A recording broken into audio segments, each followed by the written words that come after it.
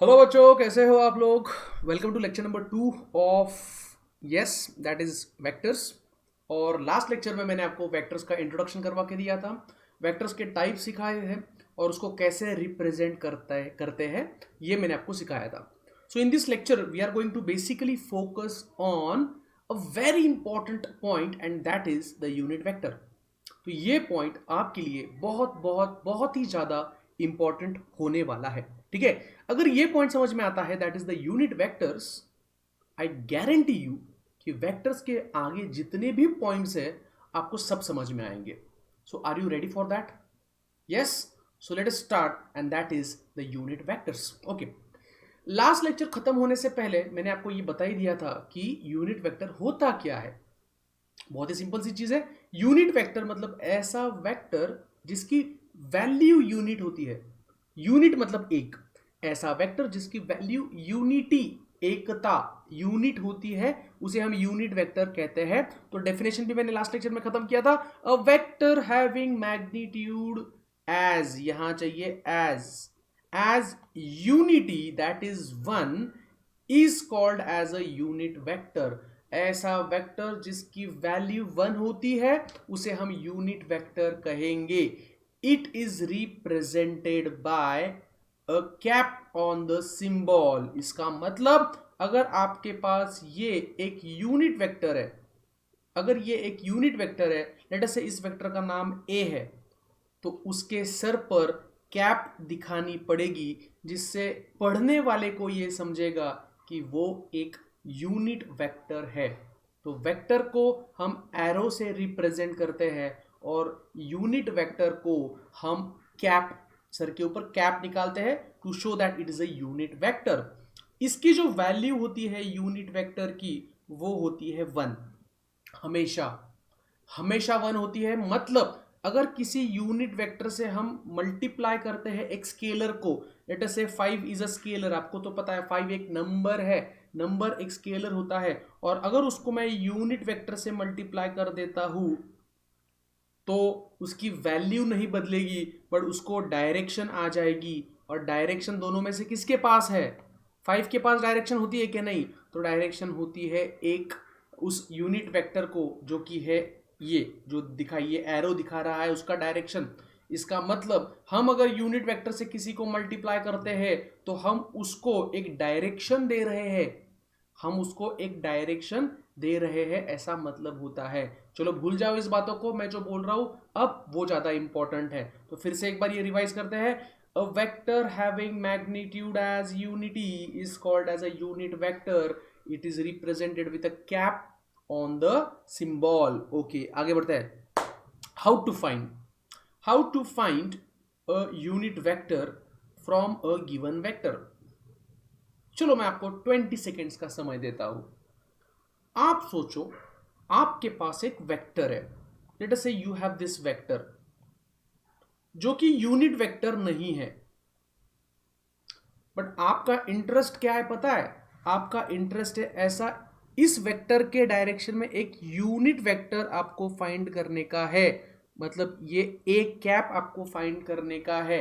मतलब how to find a unit vector, इसको underline करो, फ्रॉम अ गिवन वेक्टर। तो गिवन है ये वाला ए, ये गिवन है और इससे हमको फाइंड करना है ये ए कैप। तो कैसे फाइंड करेंगे? तो इसकी जो वैल्यू होगी वो एक नहीं है, इसकी वैल्यू एक है, यूनिटी। तो हमें इस वेक्टर से ये वेक्टर फाइंड करना है तो क्या करना पड़ेगा? सिंपल लॉजिक है। मुझे बताओ, अगर 10 को 10 से डिवाइड करते हैं तो क्या मिलता है? एक मिलता है। 100 को 100 से डिवाइड करते हैं तो क्या मिलता है? एक मिलता है। तो वैसे ही अगर इस वेक्टर को मैं उसके ही वैल्यू से डिवाइड कर दूं तो मुझे क्या मिलेगा? तो ऑब्वियसली लॉजिकली मुझे मिलेगा एक यूनिट वेक्टर। तो यूनिट वेक्टर अगर मुझे चाहिए तो मैं बस क्या करूंगा, वेक्टर को उसके ही वैल्यू से डिवाइड कर दूंगा और मुझे मिलेगा एक unit vector. And this is a simple formula, this is a simple formula to find the unit vector. मतलब अगर आप उस वेक्टर को उसके मैग्नीट्यूड से डिवाइड करते हैं तो आपको यूनिट वेक्टर मिलेगा। क्या आपको मेरी बातें समझ में आ रही है बच्चों? कमेंट सेक्शन में लिख के बोल सकते हो कि सर आपकी बातें हमें समझ में आ रही है, आपकी बातें हमें समझ में नहीं आ रही। It's okay if you give any one of the response. Okay, चलो आगे बढ़ते हैं। तो ये क्वेश्चन हो गया, how to find a unit vector from the given vector. Okay, आगे बढ़ते हैं। यस, तो अभी ना यूनिट वेक्टर किसी भी डायरेक्शन में हो सकता है। यूनिट वेक्टर किसी भी डायरेक्शन में हो सकता है, बट हम क्या करते हैं, ये जो तीन डायरेक्शन हमारे पास है, एक्स एक्सिस, वाई एक्सिस और जेड एक्सिस, ये तीन डायरेक्शन में स्टैंडर्ड यूनिट वेक्टर्स डिफाइन करते हैं। स्टैंडर्ड यूनिट वेक्टर डिफाइन करते हैं। हम क्या करते हैं, ये तीन डायरेक्शन में कुछ स्टैंडर्ड, मतलब फॉर एग्जांपल फिक्स कर लेते हैं कि एक्स डायरेक्शन में जो यूनिट वेक्टर है उसको ये नाम से कहेंगे, वाई डायरेक्शन में जो यूनिट वेक्टर है उसको इस नाम से कहेंगे, और जेड डायरेक्शन में जो यूनिट वेक्टर है उसको इस नाम से कहेंगे। तो क्या नाम है उनको अभी मैं बोलने वाला हूं। पहले मुझे ड्रॉ करने दो, एक्स एक्सिस, वाई एक्सिस और जेड एक्सिस। आपको दिख रहा है, ऐसा मैं एक्सपेक्ट करता हूं। This is the x axis, this is the y axis and this is the z axis. इन दोनों का मैं एक ग्रुप बना लेता हूं। एक मिनट। यस, इसको मुझे ग्रुप करना पड़ेगा और थोड़ा सा मूव करना पड़ेगा। ओके, अब x एक्सिस की तरफ ध्यान दो जल्दी से। दिया, ध्यान दिया। अब x एक्सिस में अगर कोई भी यूनिट वेक्टर आपको दिखाना है तो उसको आप इस सिंबल से दिखा सकते हो, जिसे हम कहेंगे आई कैप। बोलो मेरे पीछे, आई कैप। वैसे ही y डायरेक्शन में अगर यूनिट वेक्टर है तो उसको हम रिप्रेजेंट करेंगे with a symbol called as J cap, और z एक्सिस में जो यूनिट वेक्टर है उसको हम रिप्रेजेंट करते हैं बाय सिंबल के कैप। ऐसा क्यों? कोई तो नाम हमको डिसाइड करना पड़ेगा। आप अगर वो लोग होते जो डिसाइड करने वाले हैं तो शायद आप बोलते ए बी सी ले लो, कोई बोलता है एक्स वाई जेड ले लो, इट्स ओके, कोई बोलता पी क्यू आर ले लो। तो वैसे आई जे के एक रैंडमली हमने उसको नाम दे दिया है। तो इसका यूज, क्या आपने ये सोचा इसका यूज क्या है? Let me tell you the use of this I J K. मान लो आपके पास एक you have your friend which is standing at the origin, ठीक है, और आपका दोस्त 6 मीटर से आगे जाता है। कितने मीटर से? 6। तो उसने कुछ डिस्प्लेसमेंट कवर किया है। अब अगर आपको उसको वेक्टर में दिखाना है तो आप बस लिखोगे, सर उसका जो डिस्प्लेसमेंट है वो है 6 और उसकी जो डायरेक्शन है वो है आई कैप, क्योंकि I cap is used for X axis. तो आई कैप वो हमें क्या हेल्प करता है? तो आई कैप से हमें ये समझ में आता है कि जो पार्टिकल है वो एक्स डायरेक्शन में जा रहा है। तो मुझे बताओ बच्चों, अगर किसी वेक्टर को मैं जे डायरेक्शन से रिप्रेजेंट करता हूं तो क्या होगा? Let us say you have a ball and you are throwing this ball upward with 4 metre per second. तो बताओ उसकी जो वेलोसिटी है उसको हम क्या कहेंगे? तो उसके वेलोसिटी को हम कहेंगे 4 जे cap, metre per second. Unit लिखना भूलना नहीं है, 4 जे कैप मीटर पर सेकेंड, ये हो जाएगी उसकी वेलोसिटी। क्या आपको मेरी बातें समझ में आ रही है? और अगर आपको मेरी बातें समझ में आ रही है तो इसको अच्छे से लिखो और कमेंट सेक्शन में लिखो कि सर हमें समझ में आ गया। जैसे हम आई कैप ये एक्स एक्सिस के लिए यूज करते हैं, जैसे हम वाई जे कैप वाई एक्सिस के लिए यूज करते हैं, और जैसे हम के कैप जेड एक्सिस के लिए यूज करते हैं, वैसे ही इनका उल्टा भी हम यूज कर सकते हैं। For example let me show you. अगर मैं इधर जाता हूं, अगर मैं इस तरफ जाता हूं, that is negative x direction में, माइनस एक्स, तो उस डायरेक्शन में जो यूनिट वेक्टर होगा उसको हम लिखेंगे माइनस आई कैप। क्या लिखेंगे? माइनस आई कैप लिखेंगे। अगर हम निगेटिव वाई डायरेक्शन में जाते हैं, निगेटिव वाई डायरेक्शन में, तो उस डायरेक्शन में जो यूनिट वेक्टर होगा उसको हम लिखेंगे माइनस जे कैप। बोलो हम क्या लिखेंगे? माइनस जे कैप। और अगर कोई वेक्टर निगेटिव जेड डायरेक्शन में जाता है तो आप देख सकते हो उस डायरेक्शन में जो यूनिट वेक्टर होगा उसको मैं लिखूंगा माइनस के कैप। क्या आपको मेरी बातें समझ में आ रही है? आ रही है? तो अगर मैं लिखता हूं फॉर एग्जाम्पल लेट अस से a particle is having a displacement of 6 K cap, तो इमेजिन करो पार्टिकल कहां पर गया, इमेजिन करो पार्टिकल कहां पर गया है। तो आपने सही सोचा है, it is moving towards positive Z axis. अगर कोई particle late us say it is going towards -12 J cap, तो मुझे बताओ पार्टिकल कहां पर जा रहा है, जल्दी से बताओ पार्टिकल कहां पर जा रहा है।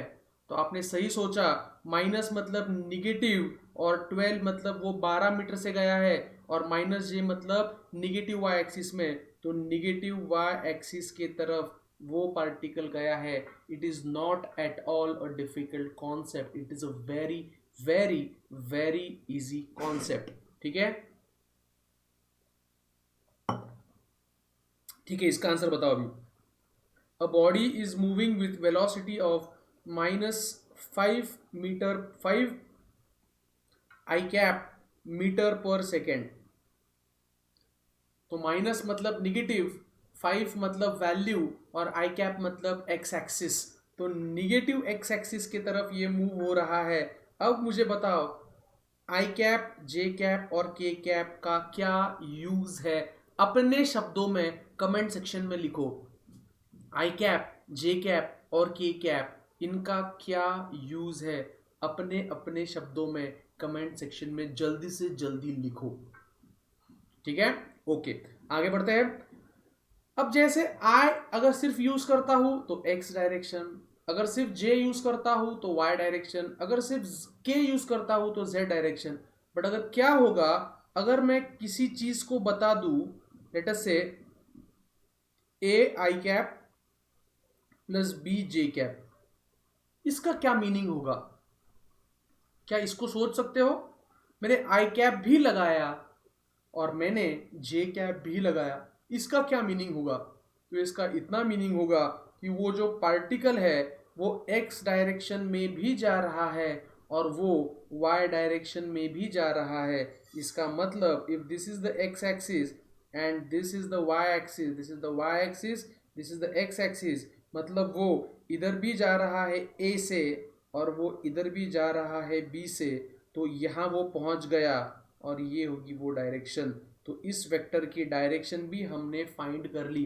तो अगर वो एक्स और वाई दोनों डायरेक्शन में जाता है तो हमको आई कैप और जे कैप दोनों यूज करने पड़ेंगे, और जब आई कैप और जे कैप दोनों यूज होते तो हम उसको कहेंगे एक्स वाई प्लेन, तो हम उसको बोलेंगे एक्स वाई प्लेन। क्या आपको मेरी बातें समझ में आ गई? बोलो हाँ या ना। तो मुझे बताओ अगर सिमिलरली मैं एक वेक्टर को दिखाता हूं, let us a body is moving with -6 J cap plus 7 के कैप। इमेजिन करके देखो, मैं आपको 10 सेकेंड देता हूं। अगर मैं -6 जे कैप लिखता हूं और +7 के कैप लिखता हूं तो इसका मतलब क्या है? मतलब इतना ही है कि वो निगेटिव वाई एक्सिस है, निगेटिव वाई एक्सिस है, और -6 जे कैप इस तरफ है और +7 के कैप, मतलब ये जेड एक्सिस होती है सामने की तरफ। ये 3 डायमेंशनल में इमेजिन करना है आपको, ठीक है।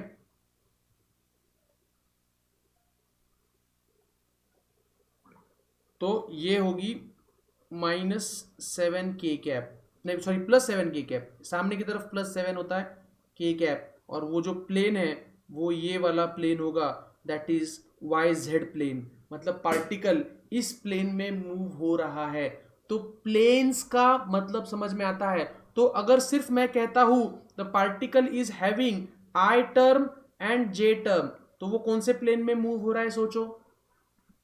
आपने सही सोचा, वो मूव हो रहा है एक्स और वाई प्लेन। अगर पार्टिकल के पास जे और के होता है तो वो कौन से प्लेन में मूव हो रहा है? तो वो मूव हो रहा है वाई और जेड प्लेन। अगर पार्टिकल के पास के और आई होता है तो वो कौन से प्लेन में मूव हो रहा है? तो वो मूव हो रहा है एक्स और जेड प्लेन। इसका मतलब पार्टिकल कैसे मूव हो रहा है, किस तरीके से मूव हो रहा है, कहां पर मूव हो रहा है, उसकी वैल्यू कितनी है, इतनी सी चीज बोलने के लिए हमें वेक्टर्स का और उसमें यूनिट वेक्टर्स का बहुत यूज होता है। ये चीज आपके दिमाग में फिट होनी चाहिए। अब मुझे पता है आप लोग क्या सोच रहे हो। Yes I know, and that is, अगर हमारे पास ऐसा कुछ होता है, let us say the displacement is A I cap plus B J cap plus C K cap, अगर तीनों टर्म्स आ गए इसका मतलब क्या? तो इसका इतना ही मतलब होता है बच्चों कि अगर आपके पास तीन एक्सिस है, X Y and Z axis, अगर आपके पास तीनों एक्सिस है, ये एक्स वाई जेड, और पार्टिकल और जो वो जो इक्वेशन हमने बनाया है, वो जो रिप्रेजेंट हमने किया है, उसमें आई कैप भी है, जे कैप भी है और के कैप भी है। इसका मतलब ना वो सिर्फ एक्स डायरेक्शन में जा रहा है, ना वो सिर्फ वाई डायरेक्शन में जा रहा है, ना वो सिर्फ जेड डायरेक्शन में जा रहा है, तो तीनों डायरेक्शन का इस्तेमाल हो गया। मतलब वो कहीं पे तो बीच में आ गया होगा, स्पेस में, यहां पर। तो वो स्पेस में आ चुका है, मतलब वो किसी एक डायरेक्शन में मूव नहीं हो रहा है। मतलब जैसे आप आपके रूम में इधर भी जा सकते हो एक्स डायरेक्शन में, ऊपर भी जा सकते हो वाई डायरेक्शन में, और आगे पीछे भी जा सकते हो, तो वो होता है स्पेस का रिप्रेजेंटेशन। तो जिस रिप्रेजेंटेशन में आई कैप, जे कैप और के कैप तीनों हो जाए, समझ लेने का कि वो स्पेस में पार्टिकल जा रहा है। कहाँ जा रहा है? स्पेस में रिप्रेजेंट किया है उस वेक्टर को हमने। अगर सिर्फ आई जे के होता है तो एक लाइन, अगर आई और जे या फिर जे और के या फिर के और आई होता है तो प्लेन, और तीनों यूज होते हैं तो हम बोलते हैं कि वो जो वेक्टर है वो स्पेस में है, मतलब किसी एक डायरेक्शन में वो रेस्ट्रिक्टेड नहीं है, it is in the space. क्या मेरी बातें आपको समझ में आ रही है? बोलो यस और नो। यहां तक समझ में आया होगा तो कमेंट सेक्शन में लिखो कि sir we have understood till the representation part, we have understood till the representation part. ये आपको कमेंट सेक्शन में लिखना है। And let us move ahead. अब मैं जो बोलने जा रहा हूं, that thing is very very very important. So are you ready for that? Yes, बढ़ते हैं। तो यहां पर होगा, लेट अस से हाउ, पहले मैं क्वेश्चन लिखता, हाउ टू, हाउ, एक मिनट, हाँ, how to represent a vector using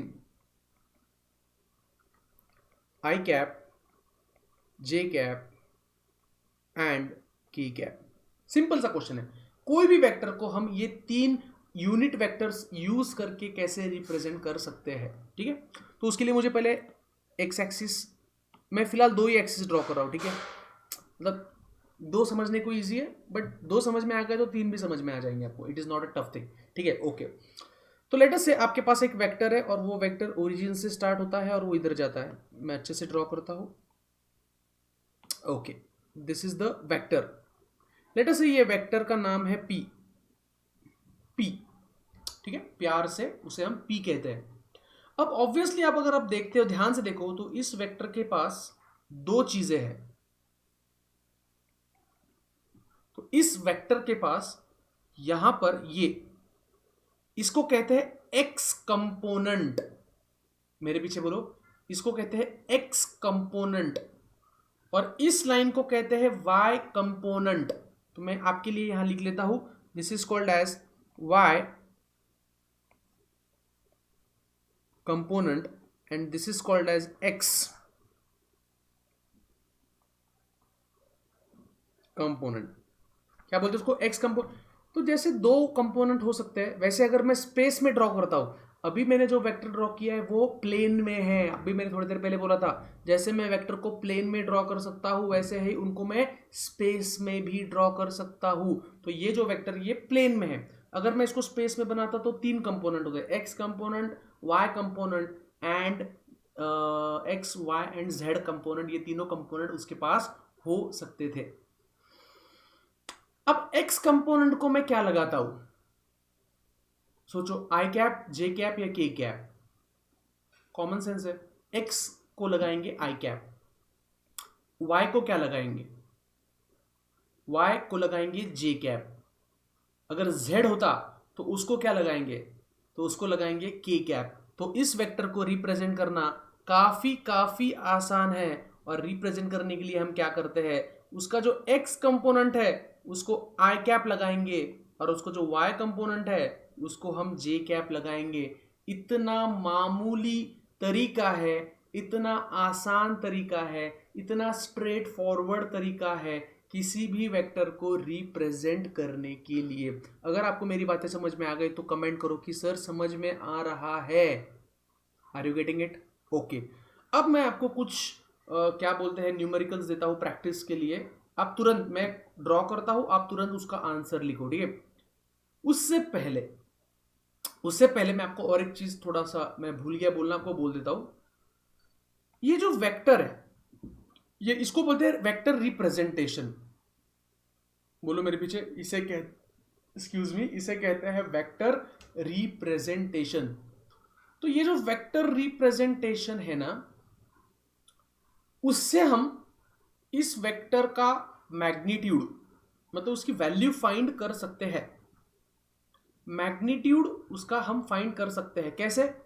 आप देख सकते हो कि ये जो वेक्टर है, ये एक्चुअली इन दोनों का पाइथागोरस थ्योरम है। इन दोनों का पाइथागोरस थ्योरम है। मतलब अगर आपको P का मैग्नीट्यूड फाइंड करना है, जो कि हम ऐसे रिप्रेजेंट करते हैं मॉड्यूलस, हम रिप्रेजेंट करते हैं मॉड्यूलस से, तो उसका बहुत ही सिंपल फॉर्मूला है, और वो है पाइथागोरस थ्योरम लगा के, that is X square plus Y square.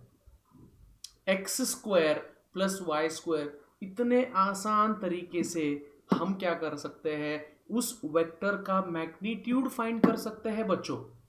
हम उसका मैग्नीट्यूड ऐसे फाइंड कर सकते हैं, ठीक है? तो अगर मैं फॉर एग्जांपल एक क्वेश्चन आपको देता हूं कि late us say you have a vector a and it is 4i cap plus 3j cap. अब 4i कैप मतलब किधर होगा, इधर, और 3j कैप किधर होगा, इधर। तो ये हो गए कंपोनेंट्स, और इनको ज्वाइन कर दो तो ये हो गया वेक्टर। तो दिस इज द वेक्टर। अब इसका अगर मैग्नीट्यूड आपको फाइंड करना है, तो मैग्नीट्यूड फाइंड करने के लिए हम ये सिंबल यूज करते हैं। तो वो आ जाएगा अंडर रूट ऑफ 4 का स्क्वायर, वो आएगा 16, और 3 का स्क्वायर वो आ जाएगा 9, तो वो हो जाएगा अंडर रूट ऑफ 25। इमेजिन करो अंडर रूट ऑफ 25 क्या होता है, तो वो होता है 5। तो इसका आंसर है ओनली 5। तो अगर आपके पास मैं और एक क्वेश्चन देता हूं, let us say you have a vector b and this vector is -5i cap plus 12j cap. चलो इसको इमेजिन करो, इमेजिन करके ड्रॉ करो। -5i कैप, -5 इधर होता है, एंड +12, तो +12 इधर होगा, और इनको ज्वाइन कर दो तो वो मिलेगा आपको final answer, that is the resultant vector, that is this vector. -5i cap और +12j कैप मिलके हमको वो मिलेगा। तो उसका जो मैग्नीट्यूड होगा, मैग्नीट्यूड में साइंस को कंसिडर मत करो, बिकॉज हम वैल्यू फाइंड कर रहे हैं। तो 5 का स्क्वायर 25, प्लस ही करना है, साइन कुछ भी हो प्लस ही करना है, बिकॉज पाइथागोरस थ्योरम में हम प्लस करते हैं। +12 का स्क्वायर 144, तो it will give you under root of 169, and it will give you 13 units. उसकी वैल्यू 13 यूनिट्स आएगी, बिकॉज उसका ना हमें ये पता है कि वो स्पीड है या वेलोसिटी है या फिर और कुछ है। यहाँ तक समझ में आया होगा? तो मैं आपको और एक क्वेश्चन दे रहा हूँ। इस क्वेश्चन को आपको इमेजिन करना है, विजुअलाइज करना है, उसको ड्रॉ करना है, और बाद में ही उसका मैग्नीट्यूड फाइंड करना है। And the question is in front of you. पहला क्वेश्चन है vector c is equal to let us say 5i cap plus 5√3j cap. Imagine करो, then you have vector d and is equals to 10j cap plus 10j cap plus let us say 20k cap. अब j और k Pythagoras theorem ही लेना है। मैं आई दू जे दू या के दू, अगर तीनों भी दिए फिर भी तीनों का अंडर रूट ऑफ एक्स को आई का कोएफिशिएंट का स्क्वायर, फिर जे के कोएफिशिएंट का स्क्वायर, और के कोएफिशिएंट का स्क्वायर, इसको कोएफिशिएंट्स बोलते हैं। ये जो ना 10, ये 10 जे का कोएफिशिएंट है, ये 20 के का कोएफिशिएंट है, ठीक है? इनको इमेजिन करो और उसको रिप्रेजेंट करो, A B C D E. E vector को मैं लिख सकता हूं, let us say it is 8 I cap plus 6 K cap. ठीक है, तो इससे आपको क्या करना है, इससे आपको पहले सबसे पहले उनको विजुअलाइज करना है कि वो डायरेक्शन कहाँ होगी। फिर सेकंड, विजुअलाइज करने के बाद उसको रिप्रेजेंट करना है, मतलब ड्रॉ करना है। और थर्ड, उसकी वैल्यू आपको फाइंड करनी है। यहाँ तक समझ में आ गया? क्या मैं आगे बढ़ सकता हूँ? तो अब तक हमने क्या किया वो एक बार रिवाइज कर लेते हैं। ये रिप्रेजेंट किया हमने यहाँ पर किसी भी वेक्टर को आई जे के में कैसे रिप्रेजेंट करते हैं वो हमने देखा। तो एक वेक्टर है आपके पास, उसको रिप्रेजेंट करना है। यहाँ पर हमने ये देखा कि अगर तीनों होते हैं आई जे के तो वो वेक्टर स्पेस में होता है, याद है? फिर यहाँ पे हमने देखा कि अगर दो कंपोनेंट्स है आई और जे, या फिर जे और के, या फिर के और आई, तो वो प्लेन में होता है।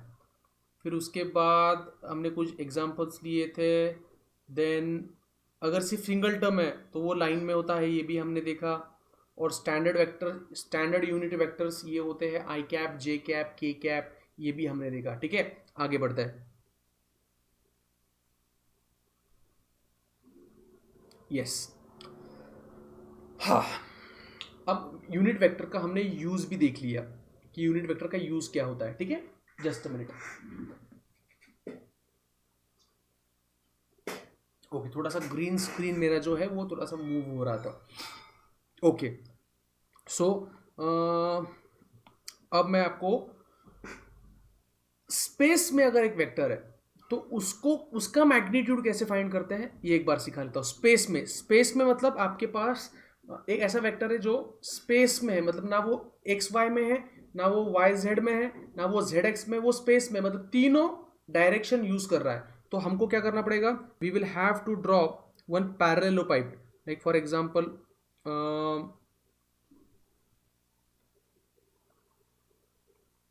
you have like this.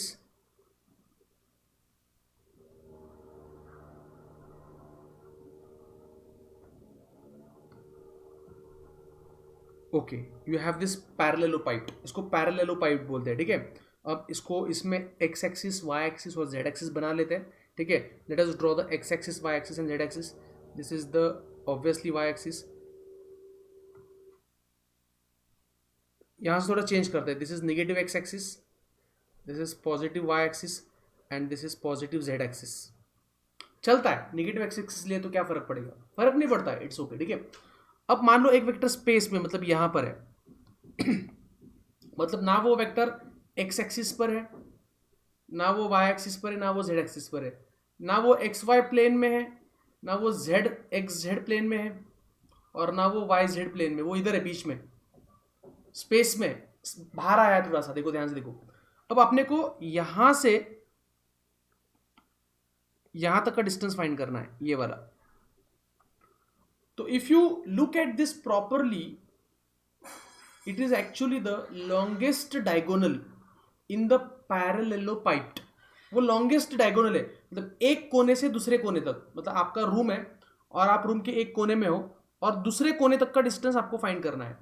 तो उसका फॉर्मूला होता है, आपको पता होना चाहिए, इसका फॉर्मूला होता है अंडर रूट ऑफ लेंथ का स्क्वायर प्लस ब्रेड्थ का स्क्वायर प्लस हाइट का square, and this is the length of longest diagonal. ये आपको पता होना चाहिए। बट अगर आप यहां थोड़ा सा और ध्यान देते हो तो लेंथ क्या है, तो let us say length is the X component, breadth is the Y component and height is the Z component of that vector.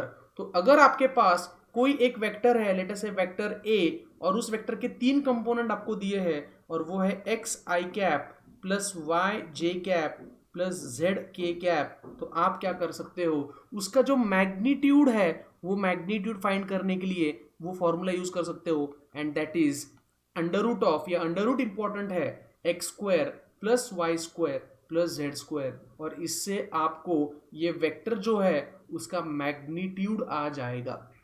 A very simple method to find the magnitude of any vector. तो आज मैंने जो सिखाया वो है unit vector. Unit vector से एक vector कैसे बनाया जाता है, and the last point that I am going to teach you is the most important point, and that is how to, अगर आपके पास एक वेक्टर है तो वो वेक्टर से यूनिट वेक्टर कैसे बनाने का, ये मैं आपको सिखाता हूं. So how to